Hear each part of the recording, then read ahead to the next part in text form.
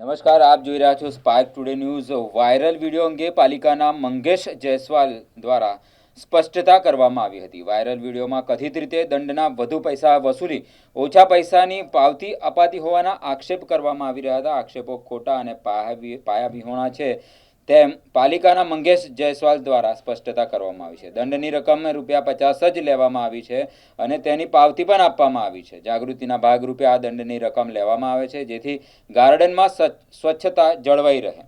₹1000 લેવામાં આવ્યા હોવાના આક્ષેપ તદ્દન ખોટા છે।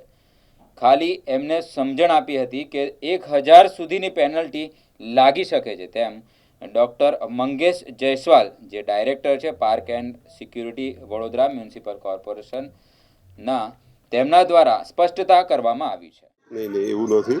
અમારી પૂરી ટીમ સાથે અમે ગઈકાલે સયાજીબાગમાં હતા સાંજના સમયે અને આપ પણ સુવિધિત હશો કે શનિ રવિ અત્યારે હાલ વેકેશન પણ ચાલે છે એ સયાજીબાગમાં હાઈએસ્ટ ફૂટફોલ હોય છે અને લગભગ 50,000 ઉપરાંતનો લોકોનો ઘસારો રહે છે રવિવારે પણ શનિવાર રવિ પણ। અને આવા સંજોગોની અંદર બગીચાની અંદર ખૂબ જ પ્રમાણમાં ગંદકી થાય છે। આપણે આવા કારણોસર જે બહાર એના બોર્ડ પણ મૂક્યા છે કે શું શું વસ્તુ અમે એલાઉ કરી શકીશું ને શું વસ્તુ એલાઉ નહીં કરીએ।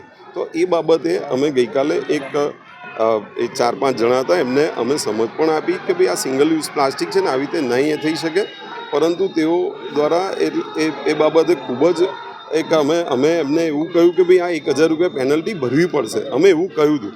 અને એ તેમ છતાંય પછી ખૂબ જ ઉગ્રતાપૂર્વક અમારી જોડે વર્તન કર્યું। તેમ છતાં અમે કહ્યું કે પેનલ્ટી એક મેસેજ છે, એટલે અમે મેસેજના ભાગરૂપે અમે એમને કહ્યું। પછી તેમણે એવું બી કહ્યું કે સર અમે ₹50 ભરવા તૈયાર છે, તો અમે પછી ₹50ની પેનલ્ટી પણ એ ભરાવી એમને એક મેસેજના સ્વરૂપે। આવી કોઈ બાબત નથી કે ભાઈ ₹1000 લઈ લીધા અને એની તરત પાવતી પણ ત્યાં સ્થળ પર આપવામાં આવી।